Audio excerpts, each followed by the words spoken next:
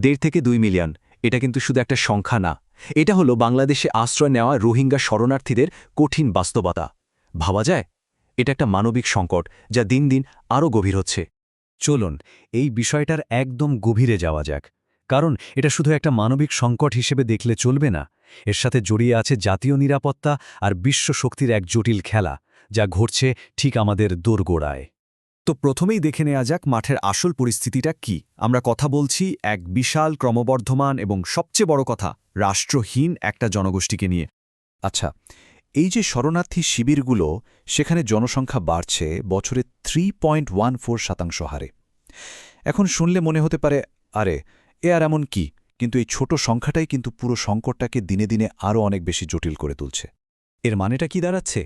এর মানে হলো এই পুরো অঞ্চলটা একটা ডেমোগ্রাফিক টাইম বোমার ওপর বসে আছে।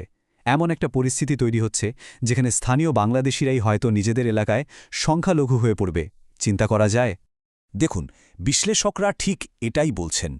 এই বিশাল জনগোষ্ঠীকে ক্যাম্পের ভেতরে আটকে রাখা সম্ভব না, এটা সময়ের ব্যাপার মাত্র, তারা ছড়িয়ে পড়বেই। বর্তমান পরিস্থিতিটা যে আর টেকসই নেই তা স্পষ্ট। প্রশ্নটা তো আসেই, তাই না, যে কিভাবে একটা পুরো জাতি তাদের নিজেদের দেশেই, নিজেদের মাটিতেই রাষ্ট্রহীন হয়ে গেল? এই প্রশ্নের উত্তর খুঁজতে আমাদের একটু ইতিহাসের দিকে তাকাতে হবে। চলুন দেখি কিভাবে সবকিছুর শুরু হলো। এই সংঘাতের ইতিহাসটা কিন্তু বেশ লম্বা। চলুন কিছু গুরুত্বপূর্ণ ঘটনা খুব দ্রুত একবার দেখে নিই, যা আমাদের পুরো বিষয়টা বুঝতে সাহায্য করবে। এই টাইমলাইনটা দেখলে বোঝা যায় কিভাবে ধাপে ধাপে বছরের পর বছর ধরে একটা জনগোষ্ঠীকে পরিকল্পিতভাবে তাদের অধিকার থেকে বঞ্চিত করা হয়েছে। সেই 1784 সালে আরাকানের স্বাধীনতা হারানোর মধ্য দিয়ে যেটা শুরু, সেটা 2017 সালের ভয়ঙ্কর দমনপীড়নের মাধ্যমে আজকের এই অবস্থা এসে দাঁড়িয়েছে। আর এই পুরো প্রক্রিয়ার মধ্যে সবচেয়ে বড় আইনি অস্ত্রটা ছিল 1983 সালের নাগরিকত্ব আইন। মাত্র একটা আইন দিয়ে একটা পুরো জনগোষ্ঠীর পরিচয়, তাদের নাগরিকত্ব, তাদের সব মৌলিক অধিকার কেড়ে নেওয়া হলো। ইতিহাস তো আমরা দেখলাম, কিন্তু বর্তমানে এই মুহূর্তে বাংলাদেশের জন্য আসল ঝুঁকিগুলো ঠিক কি কি? জাতীয় নিরাপত্তার ওপর এর প্রভাবটা কতটা গভীর? এই অংশে আমরা দেখব এই শরণার্থী শিবিরগুলো থেকে ঠিক কী ধরনের নিরাপত্তা আর সামাজিক সংকট তৈরি হচ্ছে, যা বাংলাদেশকে প্রতিনিয়ত চাপের মধ্যে রাখছেন। মাদক পাচার, চোরাচালান, ডাকাতি তো আছেই, এর সাথে যোগ হয়েছে ভাড়াটে সৈন্য হিসেবে এদের ব্যবহারের ঝুঁকি। এই শিবিরগুলো এখন যেন বহুমুখী নিরাপত্তা সংকটের এক কেন্দ্রবিন্দুতে পরিণত হয়েছে।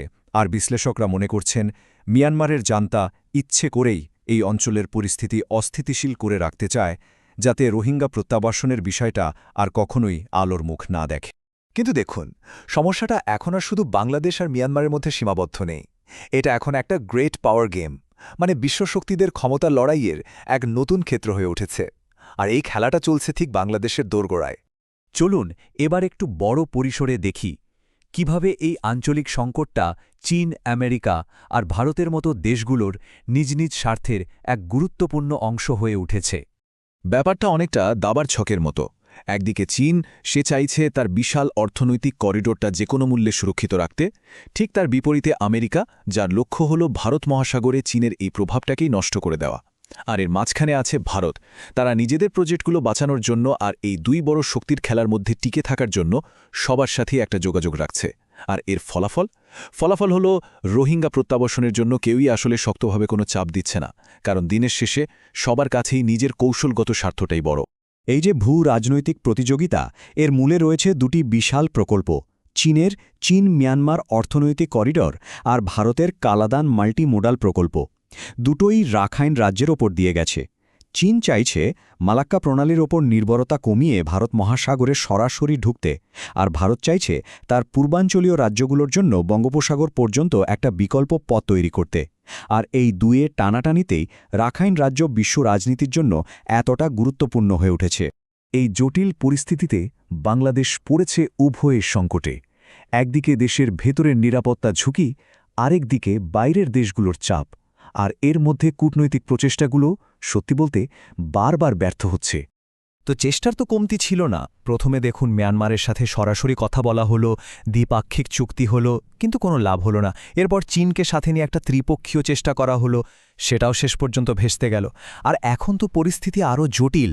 রাখাইনের নিয়ন্ত্রণই চলে গেছে আরাকান আর্মির হাতে। তো বাংলাদেশ এখন কার সাথে কথা বলবে? আলোচনাটা হবেটা কার সাথে? এটাই এখন সবচেয়ে বড় প্রশ্ন। বিশ্লেষকের এই কথাটা কিন্তু খুব গুরুত্বপূর্ণ।